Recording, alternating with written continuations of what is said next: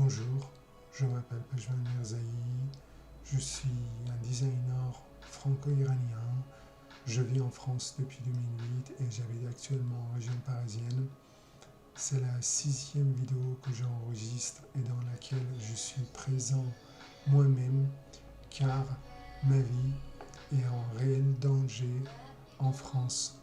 Je suis exposé au risque de disparition forcée et je suis enfermé chez moi depuis le 14 février 2022, donc aujourd'hui 460 jours.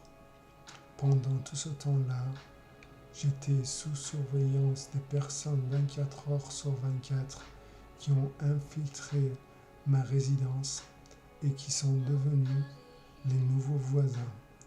Pour les personnes qui pensent je subis la paranoïa, je vais montrer dans cette vidéo quelques preuves. D'ailleurs, cette musique est aussi pour éviter l'écoute pendant que j'enregistre cette vidéo. Bernard Arnault, avec Carrefour, sous le nom d'Hyperstar, a une activité politique nocive en Iran depuis la présidence Ahmadinejad. Il a colonisé la République islamique à l'aide de gouvernements français et la politique israélienne joue un rôle majeur. C'est une colonisation franco-israélienne et ils ont instrumentalisé la République islamique pour le but économique et politique. Bernard Arnault a investi dans le groupe Carrefour en 2007 et en 2009, il y a eu un coup d'État en Iran et la réélection d'Ahmadinejad. Le crime et la corruption dans la République islamique ont pris une nouvelle direction. Il paraît qu'il avait une influence dès l'installation de la République islamique en Iran en 1979. Par exemple, l'Iran entre en guerre avec l'Irak, un ennemi de l'Israël, avec des discours provocateurs de Khomeini à propos de Saddam quelques mois avant le déclenchement de la guerre. Parallèlement en France, lors des élections de 1981, des associations qui défendaient l'Israël, comme Renouveau Juif, demandent à la communauté juive de voter contre Giscard d'Estaing pour empêcher l'Irak de se doter de la bombe nucléaire. L'Israël aide même militairement l'Iran dans la guerre contre l'Irak. Un politicien français proche de la politique israélienne comme Bernard Kouchner, qui était à la fois présent dans la révolution de 1979 et le ministère des Affaires étrangères à l'époque de Sarkozy lors du coup d'État de 2009 en Iran, a toute l'information, à mon avis, sur le rôle d'Israël. D'abord, il y a une idéologie et une haine qui ne dépendent pas de moi et présente dans mon histoire, alors que je ne suis ni religieux ni antisémite. Je n'ai jamais parlé de la religion avant cette histoire. Ma sœur a été aussi attaquée aux États-Unis sans aucune raison. J'ai expliqué que j'ai trouvé les nombres de personnes qui m'ont surveillé en Israël. L'espace politique persan sur Twitter est contrôlé par une cyberarmée. Ce sont des comptes avec des milliers de followers qui sont connectés l'un à l'autre et qui créent un réseau. Gérer cet immense réseau demande l'investissement d'un service de renseignement d'un État.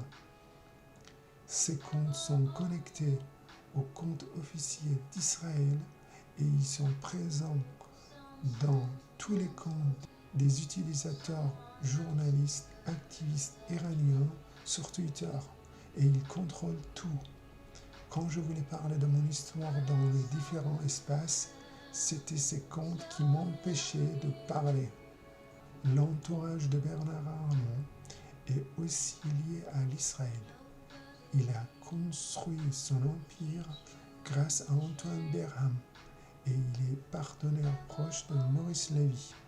Carrefour a été également accusé à plusieurs reprises par des associations défendant le droit des Palestiniens. D'autre côté, quand on regarde la direction politique de la République islamique à l'époque d'Ahmadinejad, lors de l'installation de Hyperestar en Iran, elle est étroitement liée à l'Israël et on constate clairement une instrumentalisation de régime. Comment est-il possible pour une entreprise au caractère de Hyperestar, entre guillemets Carrefour, d'opérer en Iran alors qu'Ahmadinejad nie Holocauste et parle d'effacement de l'Israël de la carte du monde? Pour moi, la politique israélienne, c'est la raison principale qui empêche le changement politique en Iran pour ses intérêts. La cause de silence mondial et de l'absence de justice pour l'Iran et les Iraniens ne peut pas être seulement Bernard Arnault et la France.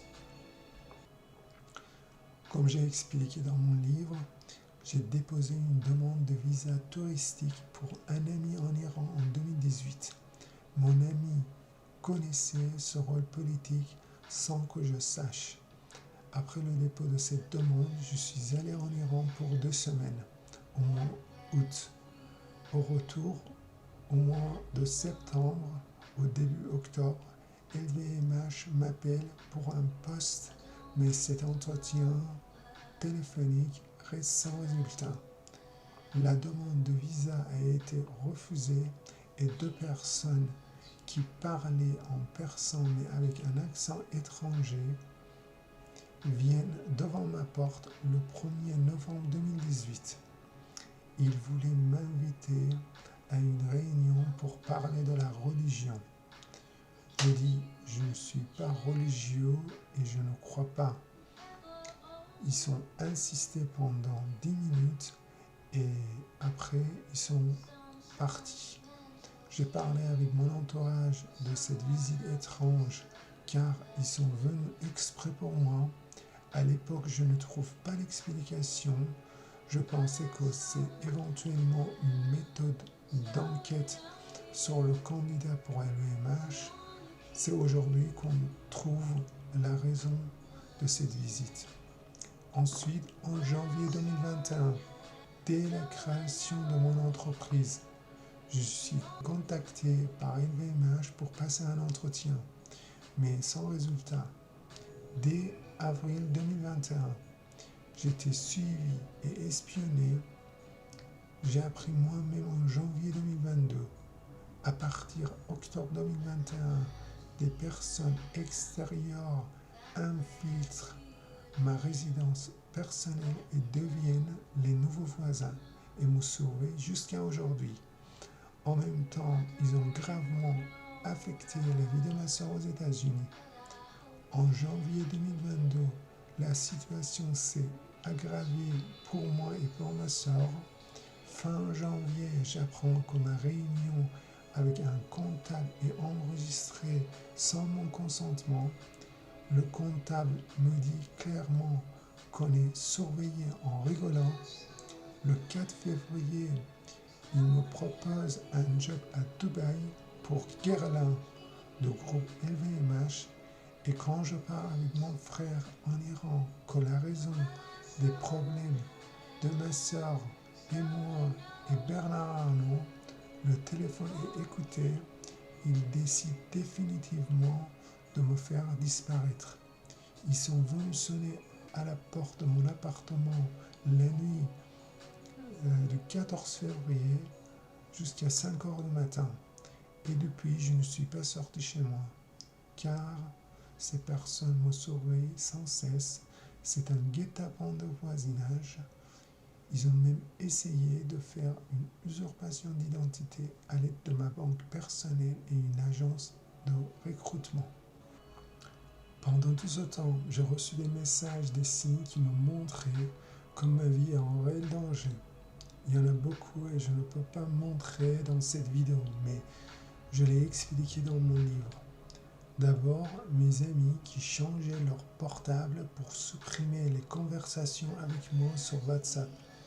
La surveillance intensive, omniprésente et de voisinage d'un côté et la réaction du gouvernement et de la justice d'un autre côté m'ont montré qu'il n'y en a pas de protection. Je reçois régulièrement des messages menaçants. Par exemple, j'ai reçu plusieurs textes de différents numéros. L'assurance maladie, votre carte vitale arrive à expiration. Suivez ce lien pour la mettre à jour. La carte vitale ne peut pas expirer. Donc c'est un message clairement menaçant vu ma situation.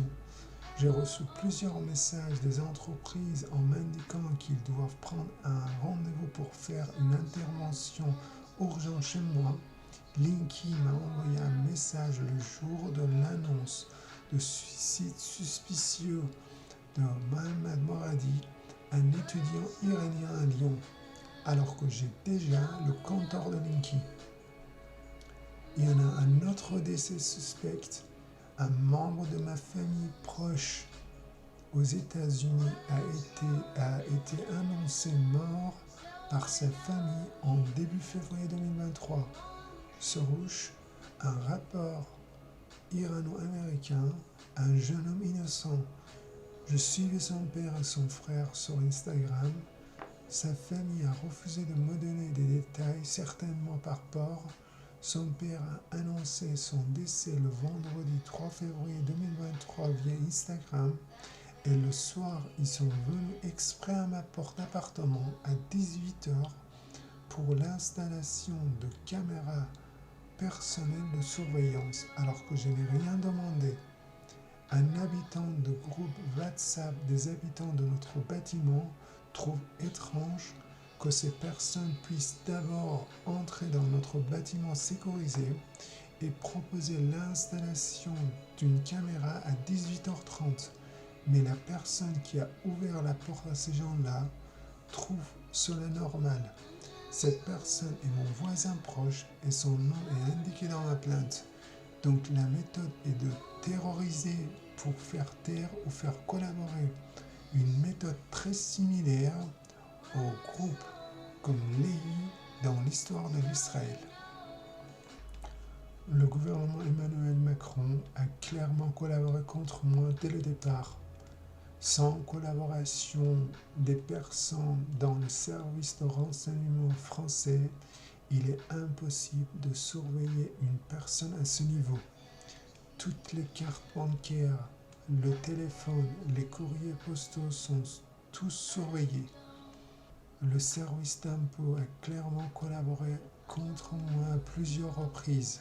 Le service des impôts me devait plus de 1 000 € de trop perçus pour l'année 2021 et le service des impôts m'informe mi-juillet 2022 que mon dossier va être traité dans un délai minimum de 3 mois pour que je ne sois pas remboursé immédiatement dans ma situation financière où je ne pouvais pas travailler. Ensuite, le service d'impôt me facture presque 900 € pour la taxe d'habitation pour un appartement neuf de 60 mètres carrés, alors que je suis dispensé pendant 2 ans. Avec un retard de paiement, j'ai payé presque 1 000 €. Le service d'impôt a aussi activement collaboré pour éviter l'enregistrement de revenus de mon entreprise pour l'année 2022. C'est une preuve importante car ça montre que je n'étais pas actif professionnellement. J'étais enfermé chez moi. Je change 3 fois comptable, mais je n'arrive pas à faire le bilan de mon entreprise jusqu'à aujourd'hui. Je quitte le premier comptable fin septembre 2022. car il empêche le fonctionnement correct de mon entreprise. Une perte pour l'entreprise car j'ai payé 9 mois de mensualité. La deuxième comptable me fait une déclaration non conforme et donc le service de l'impôt refuse la déclaration. Quand je demande la raison de refus de déclaration, l'impôt ne répond pas pendant des semaines. Et la troisième comptable me fait une déclaration complètement erronée pour réduire la perte de l'entreprise. En fait, en surveillant mes moyens de paiement, il trouve mes prestataires et ensuite, avec la collaboration du gouvernement, il évite l'enregistrement correct de mes revenus. Le 10 avril 2023, je fais une vidéo à 5h du matin car je sens un danger immédiat pour ma vie. En fait, j'ai déposé une plainte à la Commission européenne contre le gouvernement Emmanuel Macron pour écraser mes droits fondamentaux le 16 mars 2023. Emmanuel Macron rencontre la présidente de la Commission européenne le 3 avril 2023. Après cette rencontre, les personnes qui me surveillent parmi les voisins ont été rassurées. Par exemple, une personne a remis une photo sur son profil de WhatsApp. Le site de Foncia devient inaccessible pour payer les charges copropriété. Sur leur site, ils marquaient qu'ils sont en train de refaire le site et donc le paiement n'est pas accessible pendant 5 jours. En même temps, quand je les contacte par email, ils ne répondent pas. Foncia m'a facturé la charge de 2021 et pour la première année, 2700 € pour un logement neuf de 60 mètres carrés et j'avais une dette globale d'environ 1900 €. Donc, je ne peux pas payer ma dette et ils ne me répondent pas et au bout de 5 jours, je ne peux pas me connecter sur leur site. D'un autre côté, j'avais d'environ 1000 € de dette chez Ursaf et je vois sur leur site que mon espace a été mis à jour le 4 avril. L'Ursaf n'a pas répondu à ma demande pour mettre à jour mes charges. Je les informais que ma société est inactive et sera inactive pour 2023. J'ai envoyé plusieurs mails mais sans réponse. Donc, j'ai senti que ces dettes peuvent être utilisées comme un prétexte pour m'attaquer. J'enregistre une vidéo pour parler de cette situation. Je fais une première vidéo un peu avant de 5h du matin, mais c'est la deuxième vidéo que j'ai diffusée. سلام، من پژمان میرزایی هستم، طراح و معمار. از سال 2008 در فرانسه زندگی میکنم و در حال حاضر ساکن حومه پاریس هستم. این ویدیو رو میگیرم چون جان من در خطر جدی هست در فرانسه. برنار آرنو با کمک دولت فرانسه قصد دارن من رو از بین ببرن. برای مخفی کردن نقش برنار آرنو، دولت فرانسه و اسرائیل در استعمار جمهوری اسلامی. برای همین من امروز 23 فروردین 1402 یا 12 آوریل 2023 امروز ساعت 5:23 صبح 23 فروردین هست که من این ویدیو رو میگیرم. جان من در خطر جدی هست و از طریق این ویدیو میخواستم اعلام کنم که نه قصد خودکشی دارم، نه بیماری خاصی دارم، نه جرم مرتکب شدم که بخوام فرار کنم یا ناپدید بشم. امروز تقریبا 14 ماه است که در خانه حبس هستم به خاطری که در معرض ناپدیدسازی اجباری بودم. در این مدت من احساس میکنم که به اصطلاح برای من پرونده سازی دارن میکنن. دولت فرانسه، اداره مالیات که توسط بغون لامر اداره میشه، بارها علیه من همکاری کرده با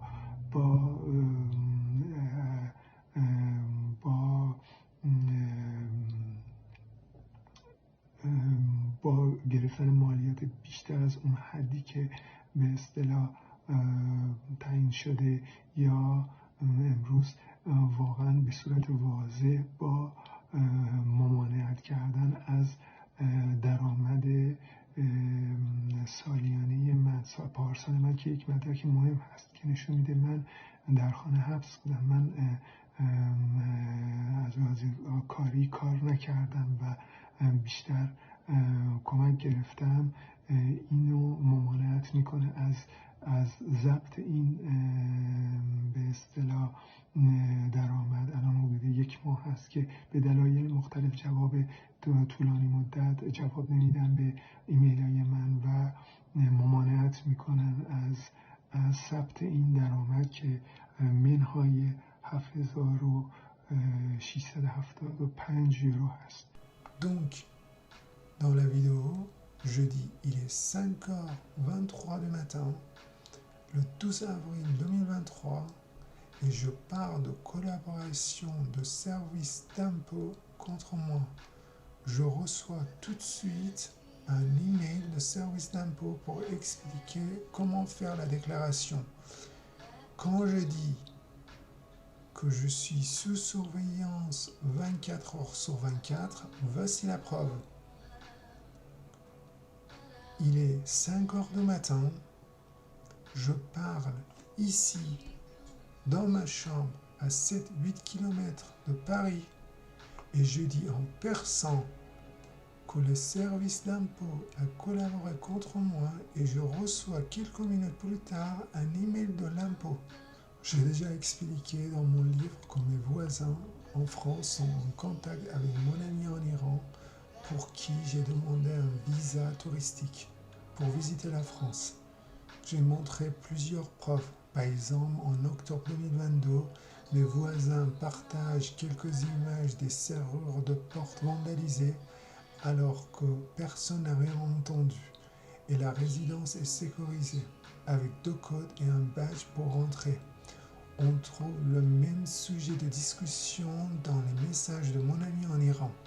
En réalité, ses voisins essaient de terroriser en montrant les serrures cassées et mon ami en Iran me dit en même temps, s'ils veulent, ils peuvent casser la serrure et rentrer chez toi. Donc par rapport à la vidéo de 12 avril, on peut dire que mes voisins sont en contact avec le service de renseignement français et iranien. Le 28 avril 2023, je participe dans un espace Twitter pour Jamshid Shahmad, un prisonnier de double nationalité iranienne et allemande qui a été kidnappé à Dubaï et ensuite emprisonné en Iran. En réalité, Bernard Arnault a aussi essayé de faire exactement la même chose avec moi avant de m'attaquer le 14 février 2022.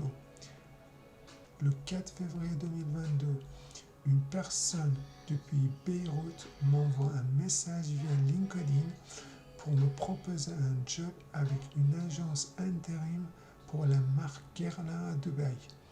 Je lui ai dit que ce changement n'est pas possible immédiatement et j'ai besoin de contacter MLMH, mais elle ne voulait pas me répondre.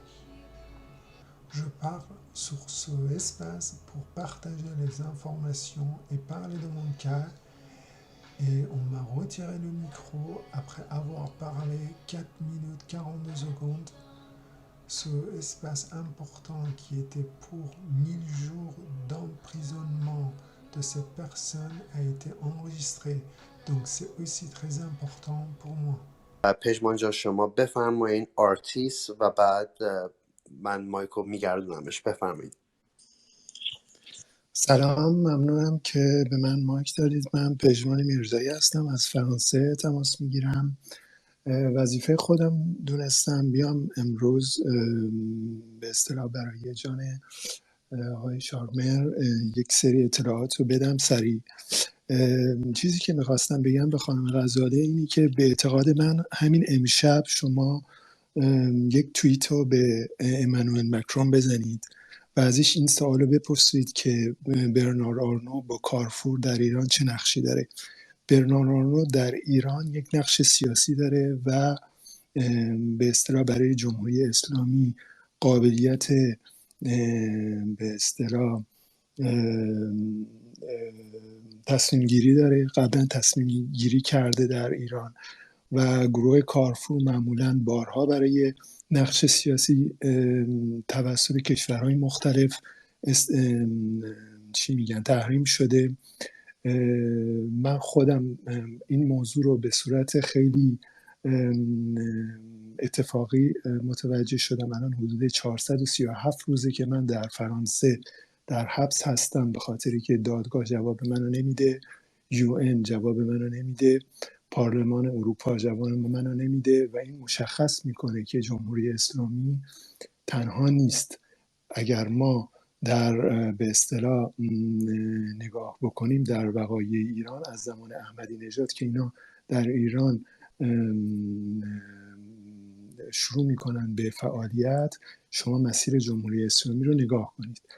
من اعتقادم اینه که اینا در ایران فعالیت سیاسی دارن و فعالیت سیاسی اینها با کمک سیستم های جاسوسی اسرائیل هست. البته این یک چیزی هست که باید دادگاه مشخص کنه، ولی مطمئن باشید که برنار آرنو در ایران نقش سیاسی داره و همون به اصطلاح بلایی که سر پدر شما را آوردن، یعنی کشوندنش دبی و از دبی آوردنش ایران، میخواستن بر سر من بیارن به خاطری که من یک دوستی در ایران داشتم که این از این موضوع اطلاع داشت و من اطلاع نداشتم که ایشون اطلاع داره و اینا به من شک کردن، به من یک پیشنهاد کاری کردن در دبی، در صورتی که من آپارتمان خودم رو در فرانسه دارم، من کار خودم رو در فرانسه دارم. بدون هیچ دلیلی به من پیشنهاد کار در دبی کردن 4 فوریه 2022 و من این کار رو رد کردم. در توییتر من این مدارک وجود داره و من رد کردم و 10 روز بعد اینا اومدن در خونه من تا ساعت 5 صبح زنگ میزدن، میخواستن وارد بشن که من از اون روز به اصطلاح همین تو خونه هستم تا همین امروزی که من دارم با شما صحبت میکنم. اتحادیه اروپا، من 16 مارس 2023 شکایت کردم اتحادیه اروپا باید جواب ما رو بده. یعنی ما الان نمیدونیم نقش اسرائیل رو، من نمیدونم دقیقاً، ولی فرانسه 100% این قضیه رو میدونه، امانوئل مکرون 100% این قضیه رو میدونه. شما میبینید مسیح علی نژاد اولین جایی که به اصطلاح میکشوننش فرانسه است، یعنی اولین جایی که به اصطلاح در مورد مسائل ایران صحبت میشه فرانسه است. خب ما باید بدونیم به اصطلاح نقش سیاست حق داریم بدونیم نقش سیاست کشورهای خارجی در جمهوری اسلامی چیه. آیا جمهوری اسلامی تنها هست؟ من اعتقادم این هست که تنها نیست و کشورهایی هستند که یا شرکت‌های بزرگی هستند. برنار آرنو امروز ثروتمندترین مرد جهان هست، بیشتر از 200 بیلیون دلار به اصطلاح ثروت این فرد هست. من کار به این ثروت این فرد ندارم. باید مشخص بشه کارفور در ایران به اسم هایپر استار فعالیت سیاسی اینها چی هست و از اتحادیه اروپا امروز جواب شکایت منو نمیده. من پیشنهادی که به نمیدونم به خانم غزالی میشنون اگر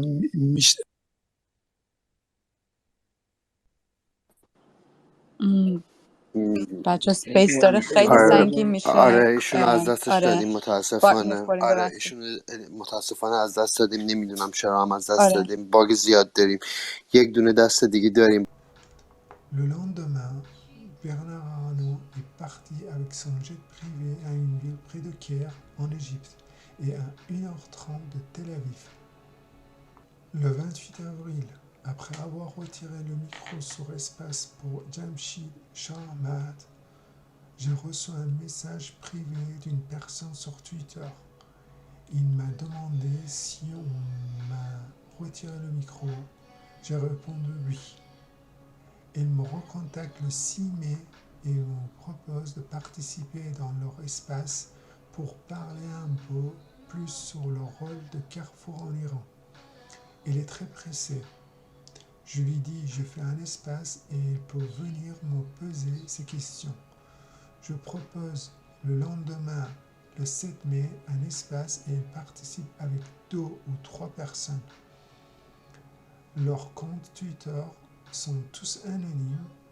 Parmi ces comptes, il y avait un compte avec une description de médecin psychologue et il s'appelait Docteur Arc-en-Ciel. J'ai plusieurs comptes Twitter et je n'arrive pas à joindre ce espace. C'est quand on a créé un espace privé et seulement quelques comptes sont autorisés à rentrer. Cette personne me pose des questions et elle insiste sur l'interruption de mon discours dans l'espace de 28 avril dès le départ, alors que j'ai parlé quand même plus de 4 minutes. En réalité, en insistant sur l'interruption de mon discours dès le départ, elle essaie de diminuer l'importance de ce discours pour supprimer ce espace plus tard. Cette personne, pour moi, fait partie du service de renseignement et c'était eux qui ont aussi interrompu mon discours dans l'espace de 28 avril. Elle me propose plus tard de parler dans un espace privé avec Docteur Arc-en-Ciel le 12 mai 2023 et j'ai tout de suite bloqué son compte après ce message. برنارد آرنوه و یه سوال بزرگی هم که بر من پیش اومده بود، من اصلا اینو حس کردم اون روزی که توی اسپیس بودیم، اگر یادتون باشه اون یه اسپیس طوفانی بودش برای هشتگ زدن برای جمشید شارمهد، خانم شارمهد و آقای پویا ایشون کو-هست و هست بودن یا برعکس نمیدونم دقیقاً، و شما رو همون که شروع شد به صحبت کردن شما رو انداختم بیرون. برای من یه علامت سوال خیلی بزرگ بود که چرا اینجوری شد. اگه میشه لطفاً میتونید توضیح بدین راجع به این موضوع. Comme j'ai expliqué, j'ai déposé une plainte contre le gouvernement Emmanuel Macron le 16 mars 2023 à la Commission européenne pour non-respect de droits fondamentaux. Après avoir échangé quelques messages avec la Commission européenne, ils m'ont répondu le 7 mai que ma plainte a été transférée au service compétent le 16 avril, donc un mois après le dépôt de la plainte. Et 15 jours ouvrables est nécessaire pour avoir une réponse. La Commission européenne doit répondre à ma plainte. Personne ne peut écraser les droits fondamentaux de cette manière. Aujourd'hui, ma vie est en danger réel. C'est le droit à la vie qui est menacé. Le gouvernement Emmanuel Macron est un gouvernement corrompu. Comme j'ai expliqué, ils étaient au courant depuis 2018 et ils savaient que je suis suivi depuis avril 2021. La question que je me pose est comment ils s'autorisent à attaquer une personne seule, sans famille, en France et prendre sa vie pour cacher leur corruption. Comment le gouvernement Emmanuel Macron, y compris le ministre de la Justice, peut-il prétendre défendre l'état de droit et les droits de l'homme? Et compte tenu du rôle politique nocif de la France en Iran, comment l'ambassade de France en Iran est-elle encore active et délivre des visas aux Iraniens qui veulent venir en France sans les informer? Dans le contexte actuel, ils ont l'intention de déclarer ma disparition forcée comme un suicide. Ça peut être un empoisonnement par nourriture car c'est mon seul contact aujourd'hui avec l'extérieur ou un autre type de disparition forcée mais déclarée comme suicide. J'ai parlé de l'enfermement pendant plus d'un an et de la surveillance. Ils ont l'intention de montrer que j'avais un problème psychologique, une dépression. C'est la raison pour laquelle on m'a proposé de parler avec Docteur Arc-en-Ciel en privé. Non, je ne suis ni malade, ni déprimé. Par contre, vous avez commis des crimes contre l'humanité en Iran. J'avais informé la justice du danger et des infractions avec des preuves. J'ai besoin de la réponse de la justice. J'ai coupé ma relation avec mes amis et ma famille en Iran. J'ai expliqué et démontré dans mon livre que tous mes amis et mes proches ont été contactés. Je montre des preuves que mes amis proches partout dans le monde changent leur téléphone portable pour effacer la conversation avec moi sur WhatsApp. Seulement la relation avec ma famille proche est possible, mais ma famille en Iran est aussi sous contrôle et sous la pression. Aujourd'hui, j'ai payé mes dettes. Je dois dire clairement que je n'ai pas l'intention de me suicider. Je n'ai pas de maladie particulière. Je n'ai pas commis d'acte inégal pour me fuir ou disparaître. Tout scénario n'a aucune valeur en mon absence. Dans aucun cas, je vais me suicider. Le gouvernement est parfaitement au courant de ma situation. Je n'ai pas eu un seul contact de gouvernement malgré 2 plaintes. S'il m'arrive quelque chose, c'est l'assassinat par le gouvernement. La Commission européenne doit répondre à la plainte. Il faut mettre fin à l'impunité et ne pas permettre que des victimes soient exécutées au lieu de la justice.